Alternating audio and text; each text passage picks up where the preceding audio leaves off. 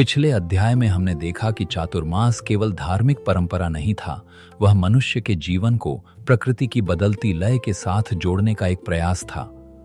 हमने यह भी समझा कि हमारे पूर्वज ऋतुओं को सिर्फ बदलते मौसम की तरह नहीं देखते थे, वे उन्हें जीवन का मार्गदर्शक मानते थे। लेकिन यहीं से एक प्रश्न उठता है, क्या यह समझ केवल भारत की थी, या जब प्रकृति बोलती है तो दुनिया की हर सभ्यता उसे अपने अपने ढंग से सुनती है? जरा कल्पना कीजिए एक ऐसे समय की जब न कोई विद्यालय था, न कोई विश्वविद्यालय, न कोई वैज्ञानिक प्रयोगशाला और न ही मौसम का पूर्वानुमान बताने वाली कोई तकनीक। तब मनुष्य सीखता कहां से था? किसने उसे सिखाया कि बीज कब बोना है? किसने उसे बताया कि नदी कब उफनेगी? किसने उसे समझाया कि कौन सा फल कब पकेगा?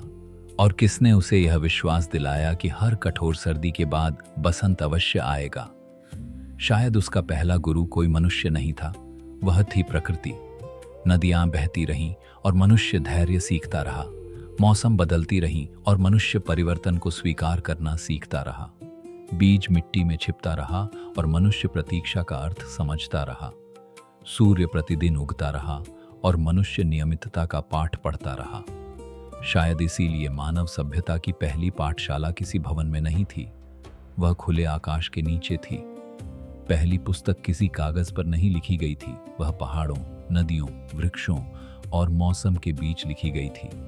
धीरे धीरे धरती के हर कोने में बसने वाले मनुष्यों ने उसी प्रकृति को देखा, लेकिन सबने उससे एक जैसा नहीं सीखा। किसी ने उसमें स्वास्थ्य खोजा, किसी ने सौंदर्य, किसी ने जीवन का अनुशासन और किसी ने ब्रह्मांड का रहस्य। आइए आज एक ऐसी यात्रा पर चलते हैं जहां हम केवल देशों को नहीं, सभ्यताओं की सोच को देखेंगे, क्योंकि जब प्रकृति बोलती है तो हर सभ्यता उसे अपनी भाषा में सुनती है। आइए अपनी इस यात्रा की शुरुआत करते हैं पूर्व की ओर, चीन से। हजारों वर्षों पहले चीन के चिकित्सकों ने एक अद्भुत बात समझी। उन्होंने कहा कि मौसम सिर्फ धरती को नहीं बदलती, वे मनुष्य के शरीर को भी प्रभावित करती हैं। वसंत एक ऊर्जा लेकर आता है, ग्रीष्म दूसरी, शरद तीसरी और शीत चौथी। इसीलिए उन्होंने भोजन, विश्राम और जीवनचर्या को मौसम के अनुसार बदलने की सलाह दी। उनके लिए स्वस्थ रहना प्रकृति के विरुद्ध लड़ना नहीं, बल्कि उसकी लय में जीना था। अब यदि हम समुद्र पार करें तो हम पहुंचते हैं जापान। जापान में लोग केवल 4 मौसम की बात नहीं करते, उन्होंने प्रकृति के सूक्ष्म परिवर्तनों को इतनी गहराई से देखा कि उन्होंने 1 नहीं, 2 नहीं, बल्कि 72 सूक्ष्म मौसमों का वर्णन किया। कुछ केवल 5 दिनों की होती है। किसी मौसम की पहचान पहले चेरी के फूलों से होती है, किसी की मेंढकों की पहली आवाज से और किसी की धान की पहली बालियों से। मानो वे कैलेंडर नहीं, प्रकृति की धड़कन पढ़ रहे हों। अब चलते हैं पश्चिम की ओर, प्राचीन यूनान। वहां एक चिकित्सक हुए, हिप्पोक्रेट्स, जिन्हें आधुनिक चिकित्सा का जनक कहा जाता है। वे अपने शिष्यों से कहते थे कि रोगी को समझने से पहले उसकी मौसम को समझो, क्योंकि प्रकृति की लय को समझे बिना मनुष्य के शरीर को पूरी तरह समझा नहीं जा सकता। लेकिन सिर्फ महान सभ्यताएं ही नहीं, दुनिया के अनेक आदिवासी समुदाय भी प्रकृति के अद्भुत विद्यार्थी थे। वे घड़ी नहीं देखते थे, वे पक्षियों की उड़ान देखते थे। वे कैलेंडर नहीं पढ़ते थे, वे हवा की दिशा पढ़ते थे। वे मौसम का पूर्वानुमान नहीं सुनते थे, वे आकाश का रंग पढ़ते थे। उनके लिए प्रकृति कोई संसाधन नहीं थी, वह परिवार थी। कितना अद्भुत है कि हजारों किलोमीटर दूर रहने वाली इन सभ्यताओं में भाषाएं अलग थीं, संस्कृतियां अलग थीं, परंपराएं अलग थीं, लेकिन एक बात सब में समान थी। वे प्रकृति को जीतना नहीं, समझना चाहती थीं। लेकिन इन सब के बीच एक प्रश्न अब भी शेष है। यदि दुनिया की इतनी सारी सभ्यताओं ने प्रकृति से कुछ न कुछ सीखा, तो भारत ने ऐसा क्या किया जिससे एक पूरी जीवन पद्धति जन्म ले सकी? आइए अब एक बार फिर भारत लौटते हैं। हमने देखा कि हर सभ्यता ने प्रकृति से कुछ सीखा, लेकिन भारत ने एक कदम और आगे बढ़ाया।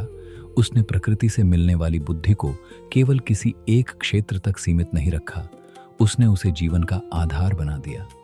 यहाँ ऋतु ये केवल मौसम नहीं थी, वे समय की सूचक भी नहीं थीं, वे जीवन की मार्गदर्शक थीं। जब मौसम बदलती तो केवल धरती का रंग नहीं बदलता था, मनुष्य भी अपने जीवन की लय बदलता था। उसका भोजन बदलता, उसकी दिनचर्या बदलती, उसकी साधना बदलती, उसके उत्सव बदलते, उसकी यात्राएं बदलती और कभी कभी उसका मौन भी बदल जाता। दुनिया की अनेक सभ्यताओं ने प्रकृति से सीखा, लेकिन भारत ने प्रकृति को केवल देखा नहीं, उसने उसे अपने जीवन का साथी बना लिया। सोचिए, यदि वर्षा धरती के लिए विश्राम का समय है, तो क्या मनुष्य भी अपनी दौड़ को कुछ समय के लिए धीमा नहीं कर सकता? यदि प्रकृति बीज को मिट्टी के भीतर शांत रहने का समय देती है, तो क्या मनुष्य भी अपने भीतर झांकने का समय नहीं निकाल सकता? शायद यहीं से भारत में एक नई जीवन दृष्टि आकार लेने लगी। धीरे धीरे लोगों ने समझा कि जीवन प्रकृति के विरुद्ध नहीं, उसकी लय के साथ भी जिया जा सकता है। और यही समझ समय के साथ जीवन पद्धतियों में ढलती चली गई। आयुर्वेद उसका एक रूप बना, योग उसका एक रूप बना, ऋतुचर्या उसका एक रूप बनी और चातुर्मास भी उसी जीवन दृष्टि का एक रूप बना। ध्यान दीजिए, चातुर्मास किसी एक दिन नहीं बना, वह हजारों वर्षों तक प्रकृति को देखने, समझने और उसकी लय के साथ जीने की एक लंबी यात्रा का स्वाभाविक परिणाम था।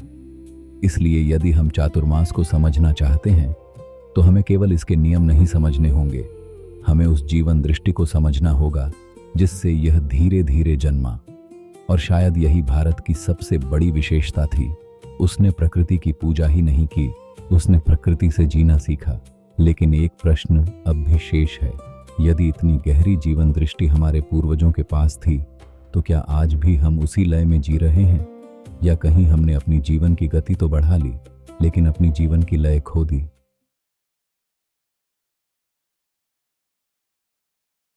शायद समस्या यह नहीं है कि प्रकृति बदल गई है, शायद समस्या यह है कि हम बदल गए हैं। हमारी आंखें आज भी देखती हैं, लेकिन क्या वे पहले जैसी देखती हैं? कभी एक किसान आकाश को देखकर समझ जाता था कि वर्षा दूर नहीं।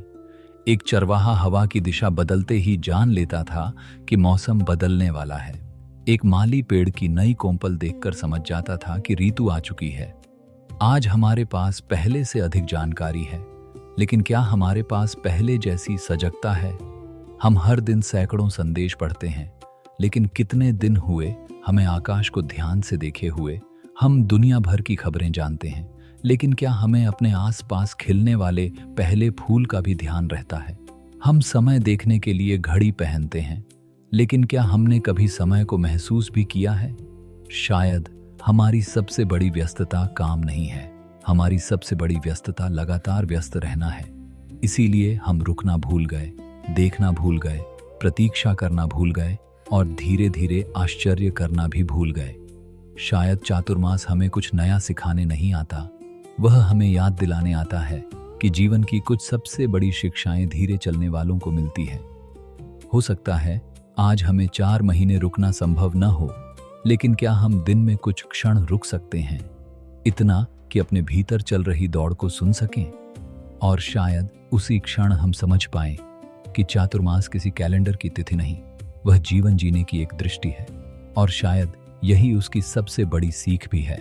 मनुष्य प्रकृति से अलग होकर समृद्ध हो सकता है, लेकिन प्रकृति से कटकर संपूर्ण नहीं हो सकता। शायद इसीलिए चातुर्मास हमें दुनिया छोड़ने के लिए नहीं कहता, वह हमें दुनिया के बीच संतुलन के साथ जीना सिखाता है। वह हमें रुकने का आदेश नहीं देता, वह रुकने का महत्व समझाता है। और शायद इसीलिए हमारे पूर्वजों ने चातुर्मास को सिर्फ एक परंपरा नहीं माना, उन्होंने उसे जीवन की लय को फिर से सुनने का एक अवसर माना।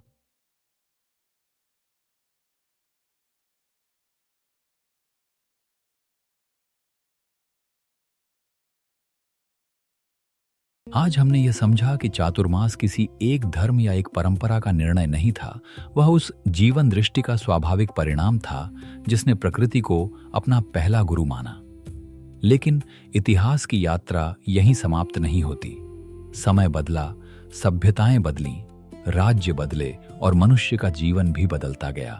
फिर एक प्रश्न धीरे धीरे हमारे सामने खड़ा होने लगा, यदि चातुर्मास इतना स्वाभाविक, इतना व्यावहारिक और इतना जीवनोपयोगी था, तो धीरे धीरे यह सिर्फ एक धार्मिक परंपरा बनकर क्यों रह गया? क्या समय के साथ हम इसके मूल उद्देश्य को भूल गए, या हमने इसके बाहरी रूप को तो संभाल लिया, लेकिन भीतर का अर्थ धीरे धीरे खो दिया? अगले अध्याय में हम इसी यात्रा को आगे बढ़ाएंगे और समझने का प्रयास करेंगे कि कैसे एक जीवन पद्धति धीरे धीरे सिर्फ एक परंपरा बनकर रह गई।